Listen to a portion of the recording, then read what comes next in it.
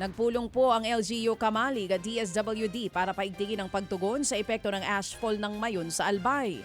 Nagsasagawa po ng evacuation, clearing operations at pamamahagi ng food packs at face mask sa mga apektadong pamilya. Pinagpaplanuhan na rin ang Cash for Work programs habang ipinagbabawal ang hindi mahalagang aktibidad sa komunidad. Nananatili po sa Alert Level 3 ang bulkan. Posible pa rin ang pagguho ng bato, pag-agos ng lava, uson at katamtamang pagputok ng bulkan. Pinag-iingat din ang mga residente sa mga maulang lugar sa lahar. Samantala, 4 na Chinese research vessels naman ang nadiskubre ng Coast Guard na illegal po na nag-ooperate sa ating teritoryo. Isa na raw po dyan ang makabagong deep sea survey vessel ng China na nakita po malapit sa Rizal sa Palawan. May 2 rin daw na umaaligid sa Itbayat, Batanes, isang nasa ilalim ng dagat at isa naman pong waterplane. Namataan din malapit sa Bulinaw, Pangasinan ang tinatawag na Zhuhaiyun. Yan po ang pinakaunang intelligent drone mothership sa mundo na kayang magkontrol ng 50 research vessels.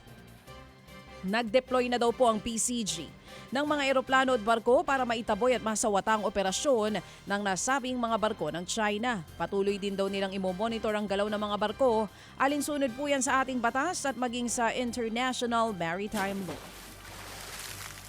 Sa Pigkawayan, Cotabato mga kapatid, patay pong isang babae matapos malapitang barilin sa ulo.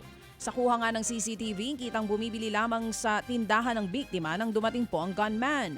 Agad pong nasawi ang biktima. Mabilis namang tumakas ang salarin. Nagsasagawa na ng hot pursuit operation ng pulisya.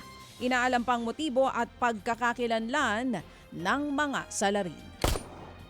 Mga kapatid, patuloy po kayong tumutok sa 105.9 True FM para sa totoong balita, impormasyon, music and entertainment. Mag-subscribe sa aming YouTube channel at podcast at sundan nyo kami sa Facebook, Instagram, X at TikTok sa True Network PH. Bisitahin din po ang aming official website, truefm.ph. At panoorin din kami sa True TV Signal, Channel 19. Kami po ang 105.9 True FM. Laging true sa'yo, kapatid.